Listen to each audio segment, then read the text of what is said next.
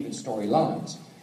So there was no imposition of overlaying some huge character on top of us, which I think, and many people agree, made us much more relatable. With the 3 and 3, you have people who identify with the middle child or the youngest or the oldest, so you have that going on. And he was creating an idealistic family. Not a real family, an idealistic family, right? So this is a family that you could, like if you didn't have this thing going on in your home, and after all, who did? It was something you could look at and appreciate, and it was a model for a lot of people. How a functional family would work. And that's what that show was about. So you have mom and dad paying attention and listening. You have the kids going through what all kids went through then, before then, and now. The same kinds of struggles, the same kinds of coming of age issues. And so that, and because it wasn't like political or based around current events, basically if you didn't have the bell bottoms, the polyester, and the headbands, you wouldn't even know that it was the 70s because the storylines are universal. And so is the moral. So there is a chemistry that was captured with the first incarnation of our show, which was us. Chemistry is not something you can fake. You can't act it. You can't pretend. You can't write it. But you can capture it. And that's what we did. So are you still bitter that Cousin Oliver screwed the whole show up He for you? Aren't you? Yes, he did. And he cops to it. That was an attempt to keep... There was a choice they needed to make come the fifth season. They needed to either allow us to grow, like they've done on Modern Family, and let the girls go off to college, and Luke go off to college, and grow, or try and maintain a younger demographic, and they went with that. Hence, Robbie Risk came in as Cousin Oliver, but had a very different style, a very different way of delivering a joke. And he's a funny guy, but it didn't really work in terms of the kind of comedy and the kind of reality that we created. But he gets the short end of the stick of that because he just had those episodes and we were canceled. But he's not the reason we were canceled. But he is the reason that not all of us were disappointed.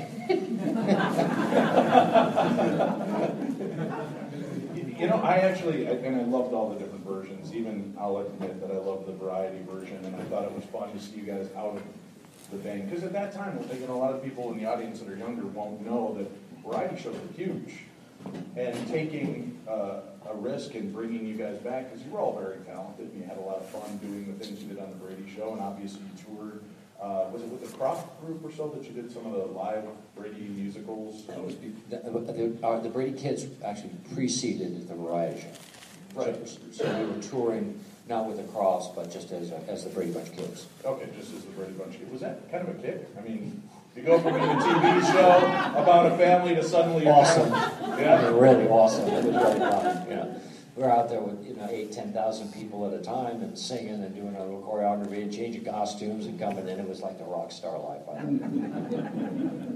But even in the last iteration, when you guys were the Bradys, which I thought was... I really enjoyed that show. I thought it was great to watch now as an adult, kind of be with the Brady family again and see them facing more current type of topics. Were you disappointed in seeing that show not take off as well, or do you think people were just, we wanted you to be groovy and cool and not be facing alcoholism or having to move, or, I mean, we didn't want to see real world problems? Do you think that's what made it not grab you? There are two things about that. I don't think it was an aversion to real world problems, because there were shows that were dealing with it. I don't think people wanted to watch the Bradys deal with real world problems.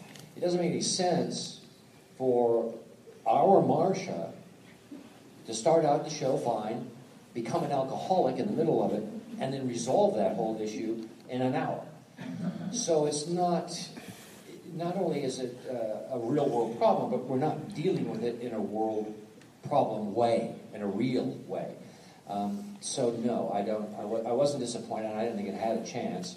And I think that there's certain elements about the Bradys that we can connect with and we can gravitate to and we can relate to, and that didn't include any of them. In addition to which, it wasn't really Marcia. In that episode, we had another actress playing her. Which leads me to my next question from a young actress in California by the name of Jennifer Runyon. She's curious, who was your favorite faux Brady to join the cast? Well, Jennifer would be right. Oh, there it is. What a luck. I really like Jennifer. I know her to this day. Yeah. And I thought she was very sweet. All the girls, I guess, had been replaced. We had Jennifer replacing Cindy for A Very Ready Christmas, and then we had Jerry Rochelle replacing Jan for the Brady Bunch Hour, and then we had Lisa Ayers is her name. Lisa Ayers, A-Y-E-R, no, A-E-A-Y-E-R-S, I think, who replaced Maureen for the Bradys. The guys have always stuck in there. Held down to 4. I think of all the actresses, Lisa was probably the strongest.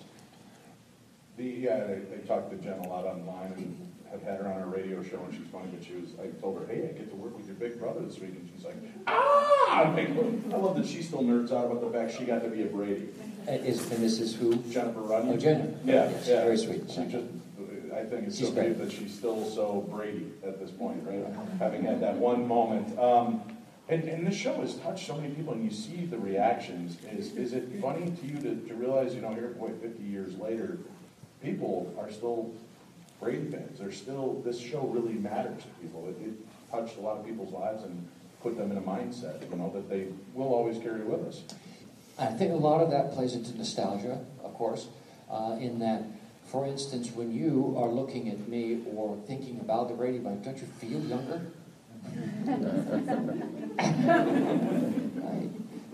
like when you're 15. And I think we tap into that part of it. We remember a different time in our lives, and even though it was probably really difficult then, we've forgotten all that part, and we saved the really good part, and the Brady Bunch represents that.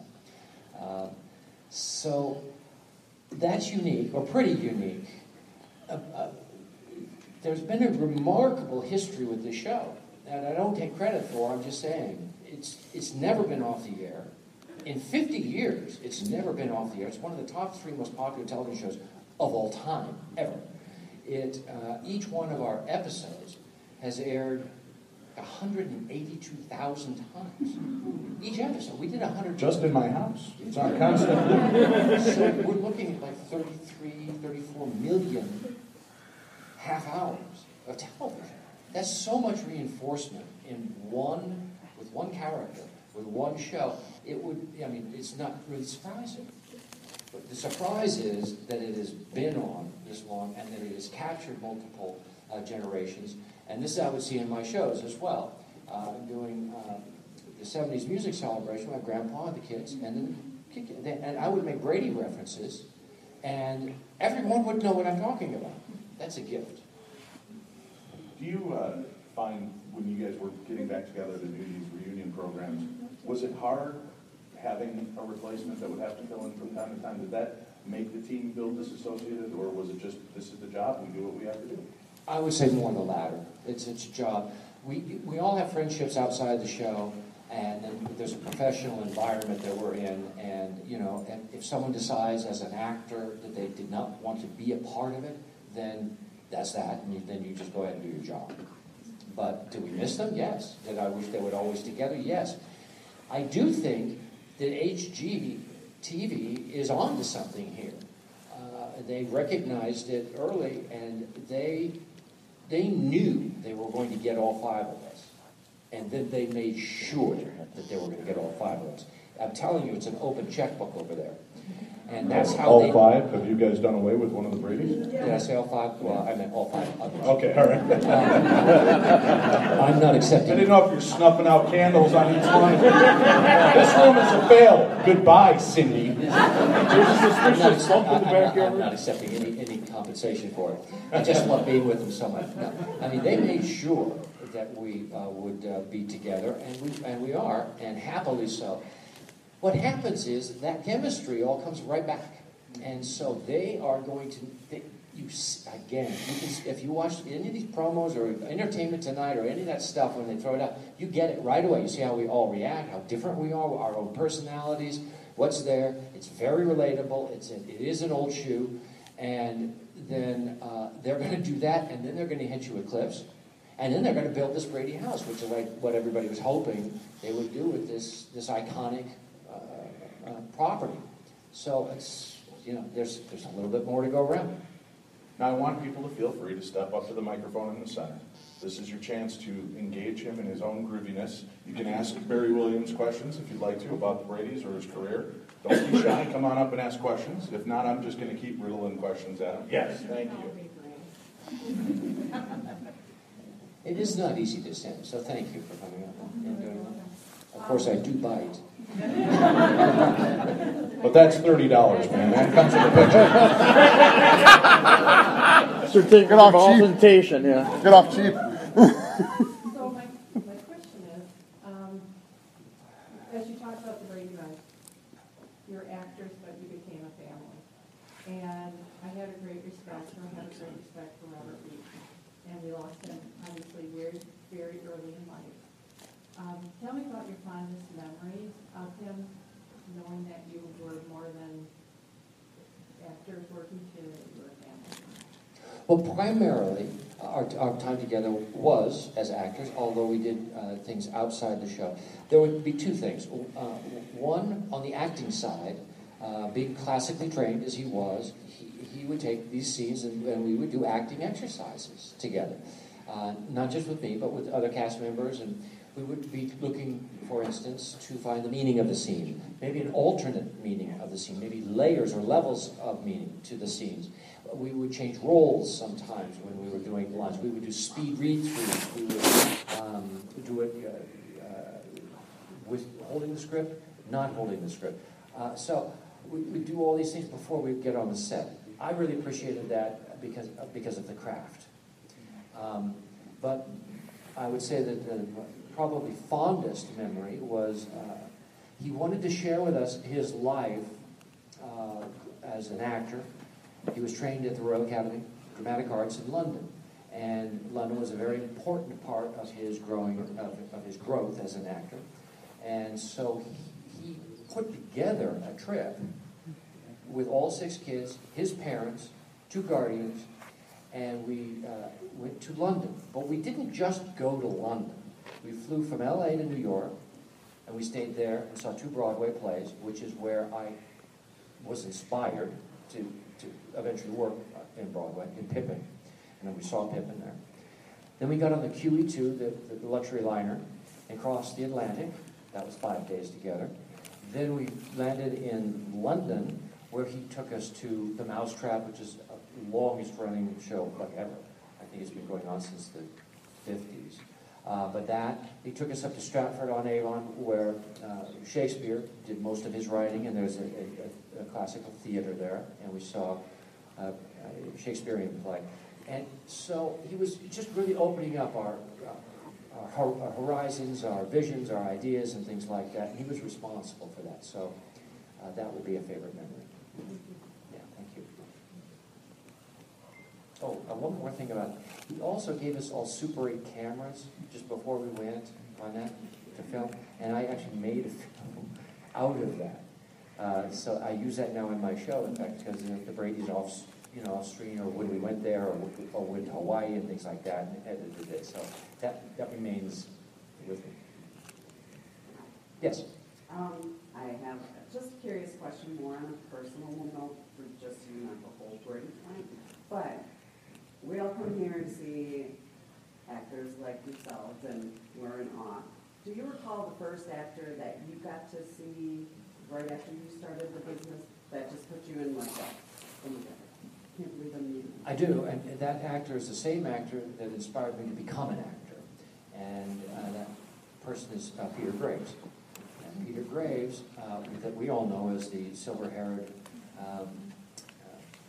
Mr. Phelps from Mission Impossible, was his daughter and I were in kindergarten together, lived down the street, and we were doing a show called Fury at the time. Fury was a Wild Western, basically, but they had a kid. and a horse. And I watch this every